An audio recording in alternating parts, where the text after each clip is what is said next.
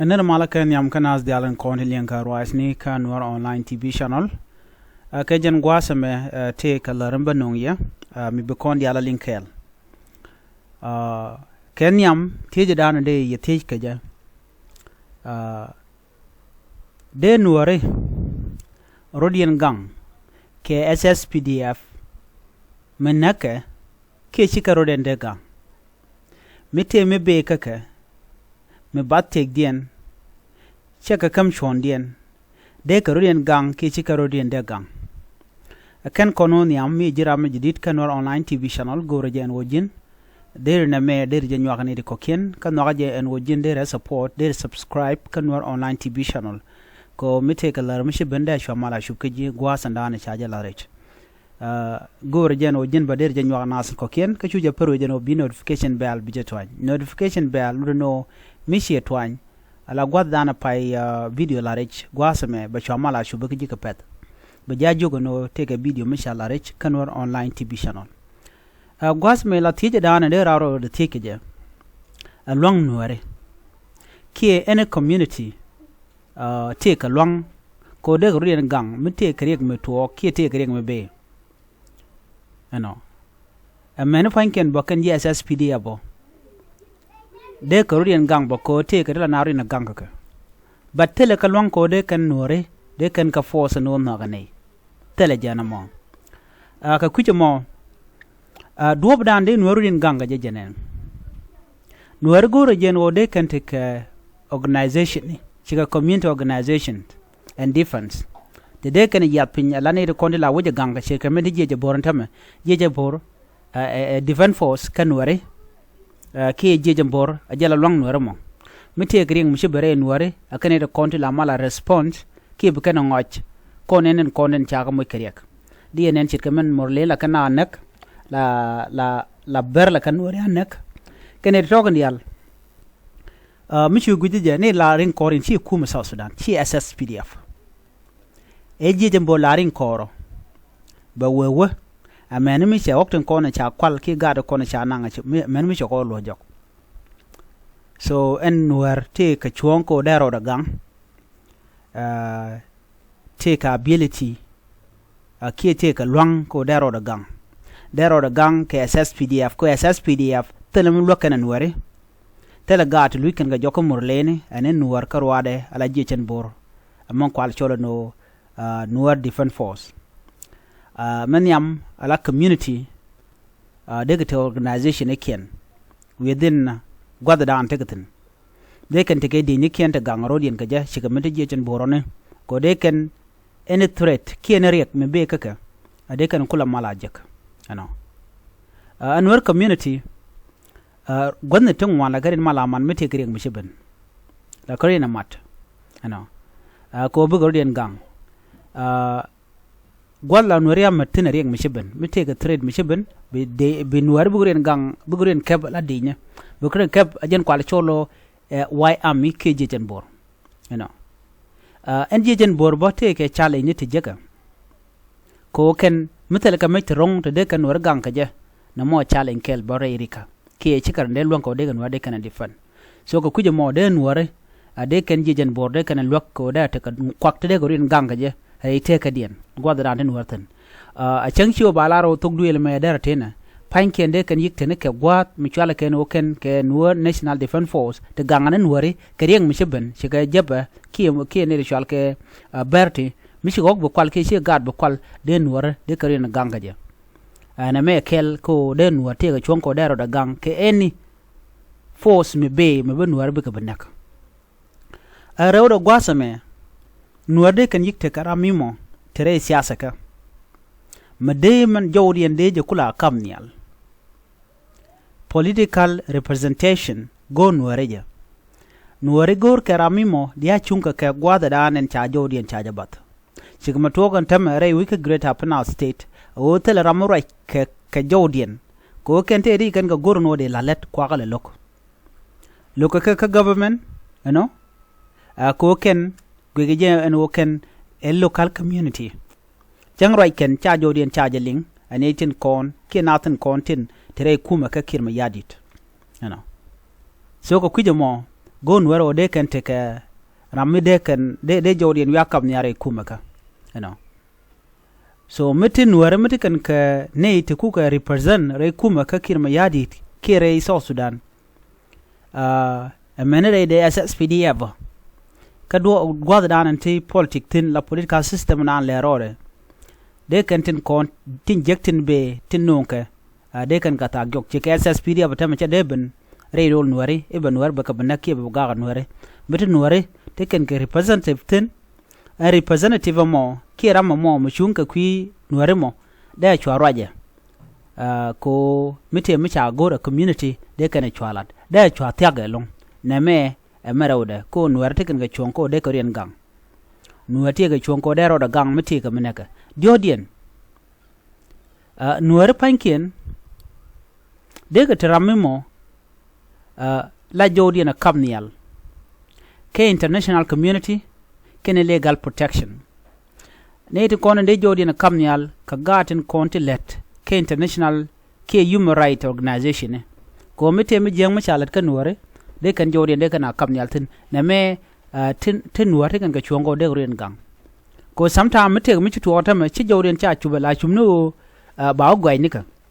yo ken right ken cha jawdiɛn cha jabling so go Nuer o de karien gang ka dobo mo de ga tekane itimo lat ka jawdiɛn ka human right organization ki international community ko de jawdiɛn de jakula linka chit ke UN no de ga tekran ba ka Africa Union ko de mandan le rode ta la de ke je ke je rei wajana tegatin de jomo de yakula kap kenyal ko shi kum so Sudan chen Nuer ti sheke be min jago be ke shenga lor ke be ke shenga gwa ko ken cha jawdiɛn cha jaling ka teram lat jo mo let ji UN ka let ji Africa Union ten content ko Africa ku ken le kep do badanen ko kire ko power ko ja abuse ke je ke ko nas ko ka pressure ke je ne de kon la Nuer ko to ko nek dien wal ka telam lat ke ne dial ko ken chet ke ne de kontin la UN la welat ke ne ti chia to ke kaine an gwasmo ba Nuer ba kai chu jago e ken ne konte ka dwer ngwan dien gwasme mishal ke mat kamal kana ta dana de na negotiate ke je you know mite kering mi chitwok the peace agreement ken negotiation de ka lat ke de na de ke nyurten ano men chi la mi chro la de lengu chi gre ge toga de na nyogo nyurten ku me so Sudan la SSPDF de nyur kan waratin kon tila wai ami ki local community either through phone call ki video conferencing ka local area de ka right ka de kan tejano ngum gor yena kay yene de kon tila hali ngum gor yena na modera tiaka lon ko de mal daraban so Nuer kan ka long ko de kan peace agreement bo gani den konte ke tergeje de kan an ko shet ke de ka right tena mo ka do brande mal dere ben geje ko en South Sudan e dungne ne dial meti agre mu chito na mo goro je no de approach mo de ja top ko but shukuma skir mo yadi che gor ko jen lela do me ko jen goro ben wer ba ga shenga jek so na mo akel mugore en guano de kan aname de kan lanyam kan ne kon tin la Nuer ko de gorin kula gang kan Nuer de kan mo de kan lat so tika go chonko de peace de ga yik de peace de ying no go shet ke de na tika mal kam ne ken chekir mi yadin mi chenga jeno che gwaj ko community dera mal de je yiga gora ko dob dan dera gor ke je che de no ne reinforcement ke che de no ne de nyok me bana benak na me ngwandien Nuer de ka rudin yigang ka duptiti didien Nuer de kan yik kamar hano de yik kamar ka dorin koken de kan yik kamar ka jang local community Nuer e chima politician de kan yik kamar ka ne de koken chut ko Nuer de kan te karam kel ka elder Nuer kan elder jane ki dur to de kan yik kamar ka ko de ko din kulaling mete gring mi de tuok de kana mala la de tek baname charge gor ka politika dan lere wi ka South Sudan ko gor ka jeno these people big yiking separately divided a chika rubun hajino kan ngane ko gor ka je ajan do badana bak ne ri kula influence ba ne ti influence ko bi kula gag ba kulte ko tuok run bi nyirmo ba chudot kam dien while the politician sham kan kwakten kontila kwak jiwich na me akel mele roda ko do badan ende den wade uren gang je chun wa te ka chuon ko de roda gang cha de larno in wa choro de gang gwasa me do badan en de nyok me gweke tangwesni mite garing mi chituok la na jen che ganware dong de kana gor no biken joma biken to biken nanka international community ano lwakane te garing mi chituok kamishi international community cha jawn war cha jeling ngum de lel mi international community chit ke witen content dier chit ke UN ke unimis ke do real content lat ke ni ke international community ko kan by the way shiu kan ne te dem di la talam let kan but ke jus ni ken shirkan kanwari but chal ke international community ko ken nan ken kanwari shu ken tele kalot bo a chang chik kan ling bone tele kalot chal ke international community ko ken de ke win de ko ken ke win rar ano so ken botong mi ba de ken control de international community ba mite gere mi shor lar ka gor kan de kon kalok de ken jo de ken jagwata ba jen chale international community ka jama misi international community che care ki che feel ko dan war da jori ndar jeling ngum de lel maniam ala community mi kwaje marginalize ki kwaje chenga jek ke international community che dier ke ya la yene te ke mat kam no kun yen doromo bi arodun organize bi aro ke bum ken riek mdeben ko bi anga jeno tele yekuch te rambi yeman lok te rambi men chonga yekel so ke jen kujemo gori no de yen te commercial ke internal unity ken organization ko shi international community che yebe men lok madon do mo de yen threat mi be ke ye de yen alwang kame terien kora mi shadu unite ka lokel enemy chinware chikaren mat mete disunity tin che muto ko tamre nware ano chikaren mat ne me jagan nware ko bi ka fail ba ne me mo je international community ba chance ba ko bi ga liang na kai ne a chigan biling ni mandana talk ke ne de konen to ri ka maka kaka ko any international community jen la be through ne de contin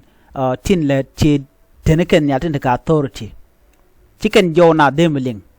chicken jodan chicken demling but misharan unite they can jodan they can ling do badan and lat koneja chit ko kur chitu re you can nasr chaje ling ken yen ku ina nen tama ku ken condemn ano kurmo je ko chikan ngajen wo jeka ko ken bi ne ken ka gor kano den wade kanak so mishi international community chika fail ko de ko kon gang de kon te ko ke mat kam no kon internal unity de ko ran mat ko do badana de kon any problem maybe de kon tackle gaje ask ko kon itinas de kon disunity nan to come down de kon appel de kon gini do badana de kon te ke military keje de kon te ko do badana de kon te ke de keje me de won wade je gang rewdo gwasame mishi international community fail de kon yik te ke political influence and power de kon yik te ke nas te de kon krialeka de tere kuma ka so Sudan te rakke kwidan de kon yik te ne te ka security forces de kon te ne te ka parliament ken institution ideal tin kon te rakke so Sudan de kon yik te ne te chunga kwidan ten te de kon kula lwak kamuna na gor kon re teka misha kon kula lada jek de kan kula rakke kwidan de ko represent na mo kel milaro de mugoro de jang ajini ideal kon mitelo ramling jodan ke international community to kon ko duom de kon yale keja well mishika feel ganda to de kon self defense kana security de kon alat ngai kon no re nuari ke re nuari gang karodian Nuer community la gang ana roda Nuer community kana mti ka dorodian obalwag nei a changte mishika ril la kardian lok la kardian la kana kurna gana ater ka loy kele chang baga tuba akarina la karina lwankel jen ku kona tega men chwal kay why army ko biken wer biken ga defend jen chwal self defense and security bika rodian yigang ka biken surrounding na ticketin biken yigu jeno gwantar ja gwada den mo kan gwantar kan ngaja gwada ba tiya kalonga ke ko bukurien ga why army dung nuare ajen chwal ke Nuer defense force ko ken chicken dier ko ti yo ti ka ngu ti ka kwak gang ken teng Nuer a chen chikari outdoor chuku yareja de ngo de ko ren nyoko muku ko ren organize ke de ke nyin ke je so mi shi international community sha fail Nuer te kon ke way out self defense kan de ko rodan secure memat kon ka loikel de kon jitiar kon na ko kon ka wer kan shangdar de kon ka long ka me joj kon ke mishi international community shi ka fail ko gangan kon ke lokan kon ke roikin ga kuidan ke jakan voice dan ko bajeling amono dien gwasame melang wan dien kon ware mishi international community fail gore je en go de kor dan lok de kon let de kon pet ka bel de kon kwende kon jatu wano mo kon kwenu kon secure agriculture trade education technology tin diala kon tin jakko kon ko de kon chong de kor dan long te ramade kon jogde so gor kon economic and technological empowerment de ko dan nge ka ta dan le bi mon ka je de kon media ngaje no le de such as news channel social media communication network do badan de awareness de ja top ke je re Nuer de kon ngai to ko ken kon bu contact tel te ko ken manyam o de kon te ka agriculture mo de ko dan nge kalat de kon pur ka so do mo cha kon de le yong international community de kon yu ngaje no to kon ka kwen tel mo de kon la wan man dien de kon yik ta kamar okay mishi international community chi kan kon ku ignore de kon support de kon gor ka witen tie ka kon chitkamenti Ethiopia chitkamenti Kenya chitkamenti Uganda chitkamenti Rwanda chitkamenti Tanzania ken widial de koken sha kon de avoid the widiality ko kon dor de kon yik te ka nguni kene itemet ka kon mitte support gor kon de kon je ka ke tia ke long okay tia ke long na mo gor kon man do dien man jok la historian la cultural historical awareness tiam dan ka shange dan e do jok ci duob dan Nueri lakini tigdi ku ka survive di re kori re ku mene ku mandan nang Nueri mutim konke can all these strategies they can take it in yam they can jagam gwalon kan Nueri mingi kon netin queen ken ci ga younger generation ni kon ga shang Nueri me wal taye la Nueri kan kor ter ke je ki bum ken ke je ke ta dan de ko ren gang ke je dera kon jaka ne de survive wo wonyam cha kon de marginalize and etin kon tin chango kon jek a man Nueri kon cha ko yoba chicken kon de men jako de kon pale de ko ran long ka de kon ta dan de kon chinga je wi mona me de kon ngaje no wo kon de and younger generation me de jengech de kan ta no de kan ngach de ga wi ka kwang de wi ka tabanda na yerka de ga nyo do bada de no de survive ka ja Nueri bika let Nueri bika ko terbum chicken kormu bang chicken ater Nueri la ter ken chondien kala ko da kam ka bo ko mi shika mat Nueri dien jene gwada dan tele kor chicken te ka mat no mbo gor jeno en wo baje woch ajen ko ala no ba awareness baje tup ba na nget do bada na nyam ka je mande Nueri te mat ka je okay ko shi Nuer chebela do jok Nuer buma Nuer ngaje unity but kejen tam to kontene chetega ne te lat ke ala unity dan chaje be bat ka do badana ku te ka Nueri to kula benefit ke ja kwala sham nrim Nueri ashima wode ken jang Nuer ka bum gor kon smart decision making anu ngube kon lelo ken obstacle ideal tin pen ko kono niam ki tin charo tak niam dan ko pen kan kono de kon wewe do badana de kon ko wike ja de kon gat kon ngi kija de kor dan ngi kija te kon ka chon ko de koran gang en reng me be gui kon ka wan kon ko lon kon jal lon kon o de koring ka te kon ka de mon mot de koran gang ka je ci kon luñ ja cham ci kon de ja cham ko kon ci kon e kwire ka te de man tok de kon we dan de kon gang so to kon ka chon in any way de bana de kon ro dan defend ka jamo self defense we mon charge pen ba lele bana je no kon gwada danen ci kon joiten ci kon de sheng ka kem ni koron dial gor kon man mo tok mi jiram lar no chin we choro de gang ti ke kach story choro de ger no da ro de gang Nuer bro gang ka gwanter Nuer no kono rami mo de te kamal mi ci mal ci nok ci be mat ka Nuer nok mal bu Nuer ba mal be nok Nuer bo ci rami jon ci rami gon ci ram la ja guer bang nyode ji la de ji jeg lor bang ce te ka Nuer no mo Nuer ci ande o jen bani dial ba ka nok no mal bat ku mi jeg la lat be ko le let ke je be maru na dan be boy en gwaza mo ci abu nyok man nyok men gwa te jor en mi chor nyok pal pe nyok ajen dana gore den nyaka yekel en me to kon ka lwang ko de ko dan gang me jiram jidit kanwar online tv channel gore je en wojin blere me bi nyaka nasin ko ken gore be en wojin be subscribe kanwar online tv channel bana nyok jigam do dien please gore no jin bi shar bi gar pe ngwa mo bi atakamal bye bye